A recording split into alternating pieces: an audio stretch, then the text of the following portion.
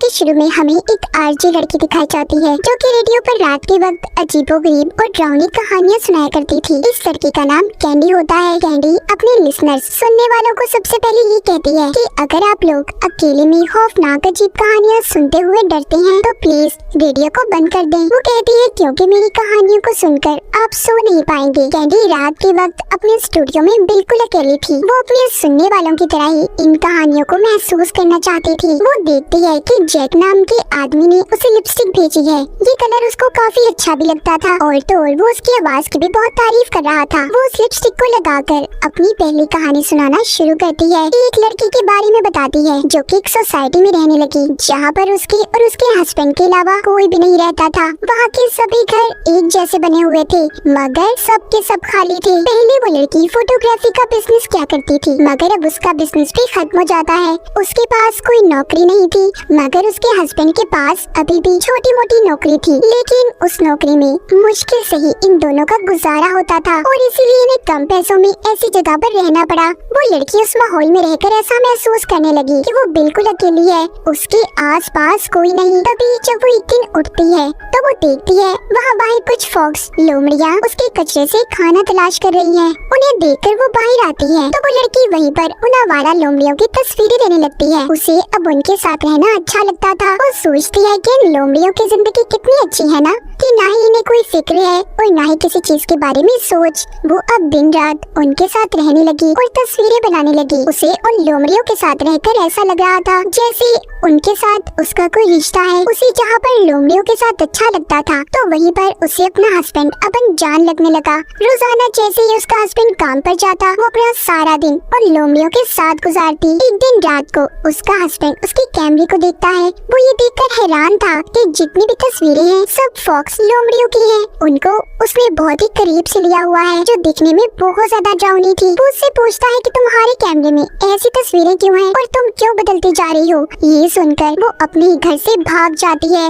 ऐसा लग रहा था कि वो एक फॉक्स लोमड़ी की तरह भाग रही हो। 4 दिन गुजर गए थे। उस लड़की का हस्बैंड उसे बहुत ढूंढता है मगर वो उसे कहीं पर भी नहीं मिलती। उसके मिसिंग पोस्टर्स को भी हर जगह पर लगाया गया मगर इस सोसाइटी में तो कोई रहता ही नहीं था। तो उसके मिसिंग पोस्टर्स को देखता कौन। कुछ दिन के बाद फिर से कुछ लोमड़ियाँ कचरे में खाना ढूंढने आती हैं। उन्हें देखकर उस लड़की का हस्बैंड बाहर आता है। वो उन्हें वहाँ से भगा रहा था मगर एक लोमड़ी वहाँ से कहीं नहीं जाती। वो उधर ही खड़ी हुई थी। उस लड़की का हस्बैंड जब उसकी आंखों में रोशनी मारता है तो वो ये देखकर हैरान था कि उस लोमड़ी की आंखें बिल्कुल उसकी बीवी जैसी हैं। कैंडी ये कहानी सुनाने के बाद अपने सुनने वालों को कहती है कि आपको क्या लगा, क्या वाकई वो लड़की लोमड़ी बन गई या फिर ये सिर्फ उसके हस्बैंड का ख्याल था। ये कहानी सुनाने के बाद कैंडी ब्रेक लेती है। ब्रेक के दौरान कैंडी के पास एक कॉल आई थी। वो आदमी कहता है कि मैं तुम्हें देख सकता हूँ जब तुमने मेरी ही भेजी हुई लिपस्टिक लगाई। मेरा नाम जैक है। कैंडी पहले तो घबरा जाती है। उसे लगता है कि जैसे उसका कोई पीछा कर रहा हो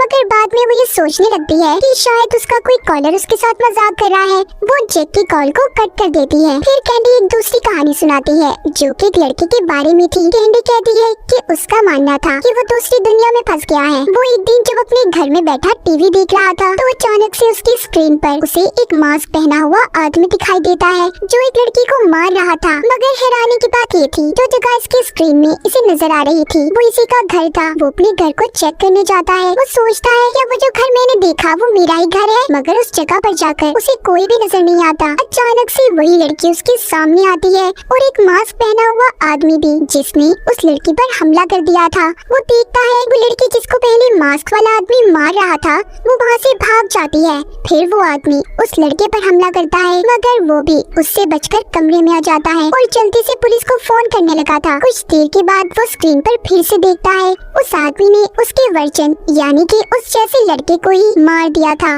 वो लड़का स्क्रीन पर देखकर ये हैरान होता है कि मैं तो यहाँ पर बैठा हूँ तो फिर भला मुझे कोई कैसे मार सकता है। क्या वो कुछ देर के लिए दूसरी दुनिया में पहुँच गया था। उसे कुछ समझ नहीं आती। अब उसे ये पहेली सारी जिंदगी सुलझानी थी कि आखिर कुछ ही पलों में उसके साथ हुआ क्या था। तभी ये कहानी सुनकर कैंडी को कॉल आती है। एक आदमी कहता है कि क्या पता वो पैरेलल दुनिया में पहुँच गया हो जो बिल्कुल उसी दुनिया जैसी थी। कैंडी जब ये दूसरी कहानी खत्म करती है तभी उसे दोबारा से जैक नाम के आदमी की कॉल आती है जिसने इसके लिए लिपस्टिक भी भेजी थी। वो कैंडी को अपनी कहानी सुनाता है, बताता है कि एक दिन मैंने बार में एक बहुत ही खूबसूरत और मशहूर लड़की को देखा। मुझे वो पसंद आ गई मगर उसने मेरा फायदा उठाया। उसने उस बार की सबसे महंगी शराब मेरे पैसों से पी, जिसके बाद मेरा मजाक बनाकर अपने दोस्तों के साथ भाग गई। उसके लिए तो सिर्फ एक शराब थी पर मेरी उसमें 3 महीने की कमाई लग गई। कैंडी उसकी कहानी सुनकर कहती है, ओह अच्छा, तो उस दिन तुम थे वो, मतलब कि जैक जिस लड़की के बारे में बात कर रहा था वो लड़की कैंडी ही थी। वो ये सारी बात सुनकर उससे माफी मांगती है। जैक कहता है, नहीं, इतनी आसानी से मैं तुम्हें माफ नहीं कर सकता, अब तो तुम्हें इसकी सजा भुगतनी होगी। तभी जैक की कॉल बंद हो जाती है, जिसके बाद एक नया कॉलर अपनी कहानी सुनाता है। वो एक हॉस्पिटल की कहानी सुना रहा था जहाँ पर लोगों का मानना था कि रात होते ही उधर कोई औरत लोगों को दिखाई देती है। अब इस बात के बारे में पता करने के लिए एक फिल्म प्रोड्यूसर अपनी एम्प्लॉय लड़की के साथ हॉस्पिटल को देखने आया। वो उस जगह पर हॉरर ड्राउनी मूवी बनाना चाहता था। एम्प्लॉय लड़की प्रोड्यूसर को बताती है कि आज से 100 साल पहले यहाँ पर एक नर्स काम किया करती थी। उसको फिर एक कमरे में बंद कर दिया गया जहाँ पर सिर्फ वो एक ही बात कहती रही कि मुझे मेरा बच्चा चाहिए। साथ साथ प्रोड्यूसर अपने मोबाइल में सब कुछ रिकॉर्ड कर रहा था। फिर जिसके बाद उस नर्स ने खिड़की के शीशे को तोड़कर खुद को मार लिया। ये दोनों बातें करते आगे बढ़ रहे थे। वो दोनों इस बात को नोटिस करते हैं कि जैसे उनके पीछे किसी के चलने की आहट हो, जैसे उनका कोई पीछा कर रहा है। फिर वो इस बात पर ज्यादा ध्यान नहीं देते। एम्प्लॉय लड़की प्रोड्यूसर को डिलीवरी रूम में लेकर जाती है जहाँ पर वो उसे बताती है कि कहा जाता है यहाँ पर नर्स के बच्चे को पैदा होते ही मार दिया गया क्योंकि डॉक्टर्स का ये कहना था कि वो बच्चा कोई शैतानी बच्चा था। तभी एम्प्लॉय लड़की को फर्श पर गिरी हुई उसी डॉक्टर की तस्वीर मिलती है, जिसे देखकर वो कहती है कि ये तस्वीर में जो डॉक्टर है वो तो मेरे दादाजी हैं। वो प्रोड्यूसर से कहती है, ये कहानी सच भी हो सकती है क्योंकि मेरे दादा ने कभी भी ऐसे कोई गलत काम नहीं किया। शायद उन्हें वाकई लगता हो कि वो कोई शैतान का बच्चा था। एम्प्लॉय लड़की ये सारी कहानी प्रोड्यूसर को सुना रही थी कि तभी उधर उन्हें किसी बच्चे के रोने की आवाज सुनाई देती है। बंद कमरे में कोई बच्चा कैसे रो सकता था। दोनों जब देखने भागते हैं तो सारे दरवाजे बंद हो चुके थे। तभी एक औरत पीछे से प्रोड्यूसर पर हमला कर देती है।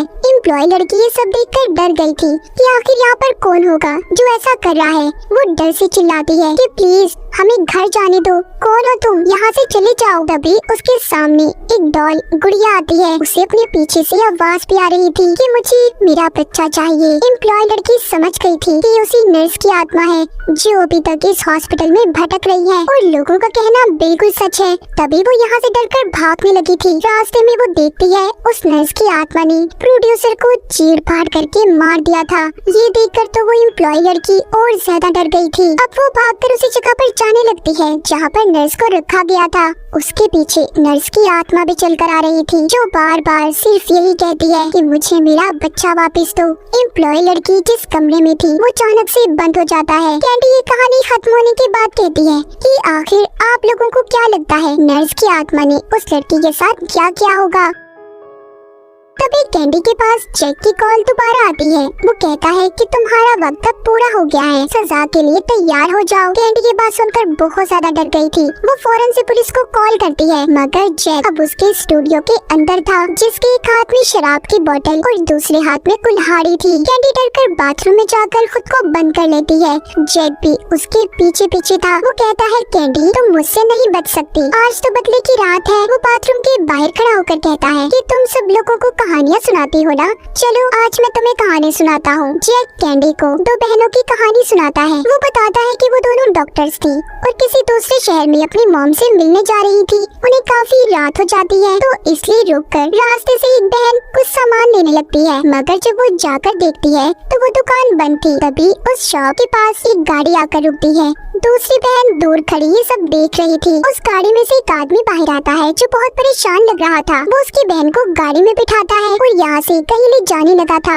दूसरी बहन की नजर जब गाड़ी की पिछली सीट पर जाती है जो दूर खड़ी है सब कुछ देख रही थी तो वो देखती है एक औरत खून में लथपथ है और मदद के लिए पुकार रही है। ये देखकर वो बहुत ज्यादा डर जाती है और फौरन से पुलिस को कॉल करती है क्योंकि उसे लग रहा था कि वो आदमी उसकी बहन को अगवा कर ले जा रहा है और जो औरत उसकी पिछली सीट पर है वो उसे उसे मारना चाहता है। वो गाड़ी में उस आदमी का पीछा करती है। उसका सारा ध्यान फोन पर था, इसीलिए उसकी गाड़ी उस अनजान आदमी से टकरा जाती है, जिससे उस आदमी की गाड़ी एक दरख्त पर जाकर लगी थी। उस दरख्त की टहनियाँ उसकी गाड़ी के आगे के शीशे को तोड़ देती हैं, जिस वजह से सभी उस गाड़ी में मर गए थे। जब वो उस गाड़ी का दरवाजा खोलकर देखती है तो उसकी बहन के हाथ में छोटा सा बच्चा था जो कि रोए जा रहा था। यहाँ पर उसे समझ आती है कि उसने कितनी बड़ी गलती कर दी। वो आदमी कोई किडनैपर नहीं था, बल्कि वो तो अपनी प्रेग्नेंट वाइफ को हॉस्पिटल लेकर जा रहा था। उसने उसकी बहन से मदद मांगी क्योंकि वो डॉक्टर थी और उसकी बहन भी अपनी मर्जी से उनके साथ गई थी। फिर जिसके बाद वो आदमी तेजी से हॉस्पिटल की तरफ जाने लगा, मगर वो लड़की समझी कि वो आदमी उसकी बहन और उस औरत को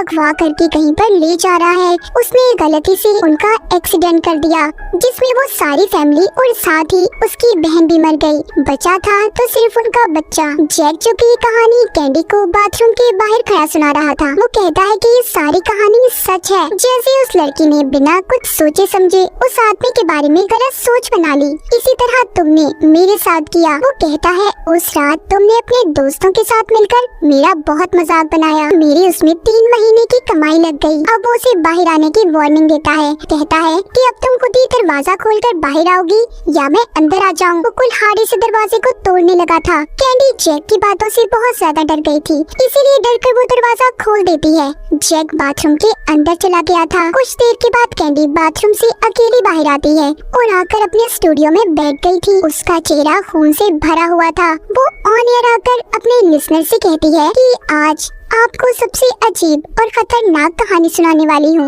हम बाथरूम में देख पाते हैं जहाँ पर जैक की लाश पड़ी थी।